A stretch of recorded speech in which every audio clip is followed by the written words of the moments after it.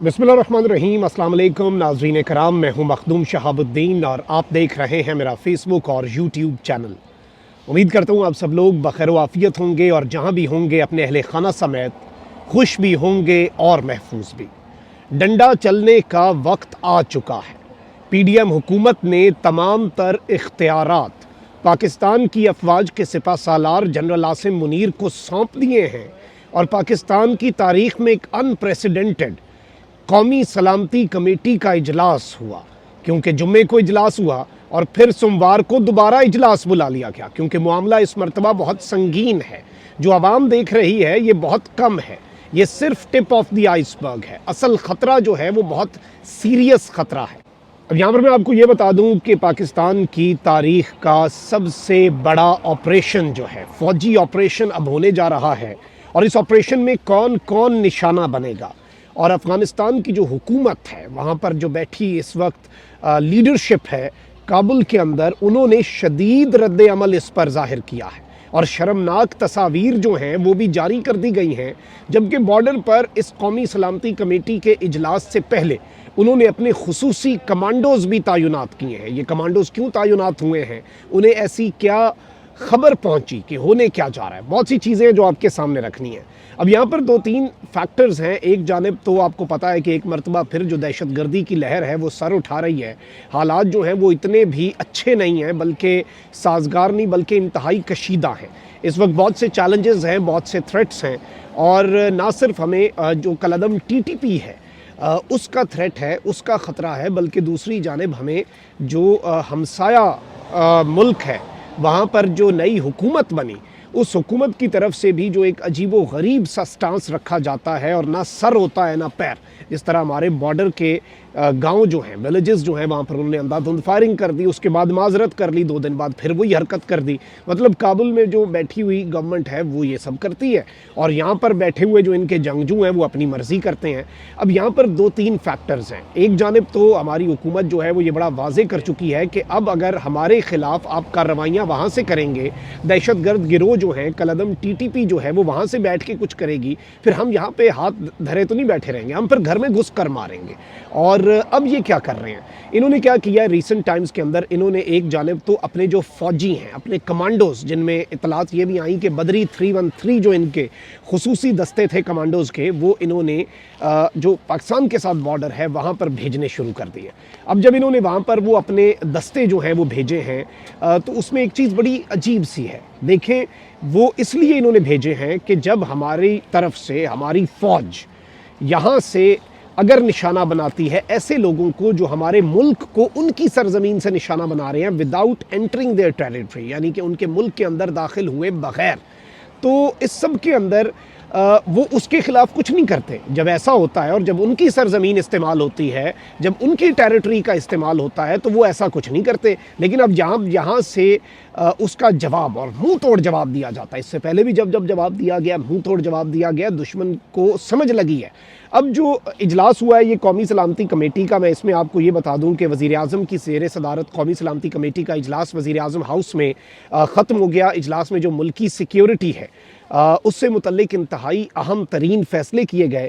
कौमी सलामती कमेटी के इजलास में वफाकी वज़रा जिनमें बिलावल भुट्टो, ख्वाजा आसिफ, इसहाक डार, राना सनाउल्लाह, मरियम औरंगज़ेब समेत सर्विसेज चीफ्स जो हैं, यानी कि तीनों चीफ्स और जॉइंट चीफ और इंटेलिजेंस इदारों के सरबराहान भी शरीक हुए। जबकि इजलास में DGIB और DGFIA ये दोनों खुसूसी दावत पर भी शरीक हुए। इस सब के अंदर मैं आपको ये बताऊं कि 2 चीज़ें थीं, 2 पॉइंट एजेंडा था। एक जानिब तो जो दहशतगर्दी की नई लहर है और अनप्रेसिडेंटेड है, इस तरह नहीं होता कि जुम्मे के दिन एक कौमी सलामती कमेटी का इजलास हो और उससे पहले वैसे 2 दिन तक कोर कमांडर कॉन्फ्रेंस भी जारी रही, बड़ी अहम। उसके बाद आर्मी चीफ जाके शहबाज शरीफ से मिले, उसके बाद ये नेशनल सिक्योरिटी कमेटी की मीटिंग बुलाई गई, उस पर इत्तफाक नहीं हुआ, वो इट वॉज़ नॉट इनफ।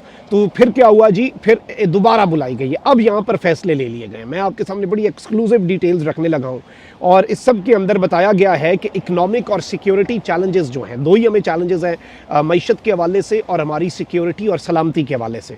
इसके ऊपर की डिसीजंस जो हैं वो इस वक्त ले लिए गए हैं।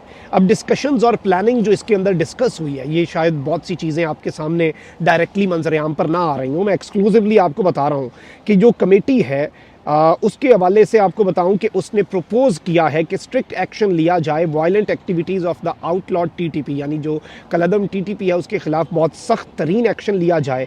اور اس سب کے اندر انہوں نے کہا کہ جو تمام صوبے ہیں ان کے درمیان کوارڈینیشن کو بہتر بنایا جائے اور اس کی امپلیمنٹیشن کے لیے تمام صوبے اور نیشنل ایکشن پلان جو ہے اس پر عمل درآمد بہت ضروری ہے. اس سب کے اندر جو سوشل میڈیا اکاؤنٹس ہیں جس میں جو اینٹی نیشنل، جو کہ ملک کی سالمیت کے خلاف ہیں، دیکھیں ایک چیز تو تنقید ہوتی ہے نا، اینٹی اسٹیبلشمنٹ وہ نہیں، اینٹی نیشنل، یہ چیز بڑی امپورٹنٹ ہے. ایسے اکاؤنٹس جو کہ اس ایجنڈا کو اور آپ کہہ لیں کہ انتہا پسندی کو پروموٹ کر رہے ہیں، ایسے اکاؤنٹس کی بھی نشاندہی کرنی ہے. اور اس سب کے اندر جو دشمن ہے جو کہ فنڈنگ کر رہا ہے ٹی ٹی پی اور دیگر دہشت گرد گروہوں کی، اس کا سدباب کرنے کا بھی فیصلہ کیا گیا ہے. اور اس سب کے اندر میں آپ کو یہ بتاؤں کہ اس سب کے اندر اس سے زیادہ جو ڈیٹیلز ہیں وہ نہیں بتائی جائیں گی. یہ میکسیمم ڈیٹیلز ہیں، اس سے زیادہ ڈیٹیلز وہ ہیں جو بہت حساس قسم کی ہیں. اور اس سب کے اندر جو فیصلے ہوئے ہیں وہ بھی بڑے امپورٹنٹ ہیں، کیونکہ جو گورنمنٹ آف پاکستان ہے، جو حکومت پاکستان ہے، اس نے ٹاسک دے دیا ہے پاکستان کی جو آرمڈ فورسز ہیں، جن میں آپ کی آرمی، آپ کی ایئر فورس، آپ کی نیوی ہے، کہ وہ ہر طرح کے اینٹی اسٹیٹ ایلیمنٹس، جو ریاست مخالف ایلیمنٹس ہیں، چاہے وہ اس سرحد پہ ہوں، پاک افغان سرحد پہ، چاہے وہ بلوچستان کے اندر بلوچوں کی دشمن دہشت گرد تنظیمیں ہوں، جس طرح کے بھی اینٹی اسٹیٹ ایلیمنٹس ہیں ان کے خلاف جس طرح کے بھی آپریشن کی ضرورت ہے، یہ ٹاسک باضابطہ طور پر دے دیا گیا ہے. اور اس سب کے اندر the security forces will carry out operations in their respective AORs and eliminate the terror networks، یعنی کہ وہ اپنے جو ایریاز ہیں ان کے اندر وہ کام کریں گے اور جو نیٹ ورکس ہیں انہیں ختم کرنے کے لیے اب آغاز ہوگا. اور اس سب کے اندر جو مختلف سیکٹرز ہیں، وہاں پہ جو دہشت گردوں کے ہائیڈ آؤٹس ہیں، جو ان کی پناہ گاہیں ہیں، جہاں پہ وہ چھپے بیٹھے ہوتے ہیں، جو ان کی بلیں ہیں، وہاں پر گھسا جائے گا.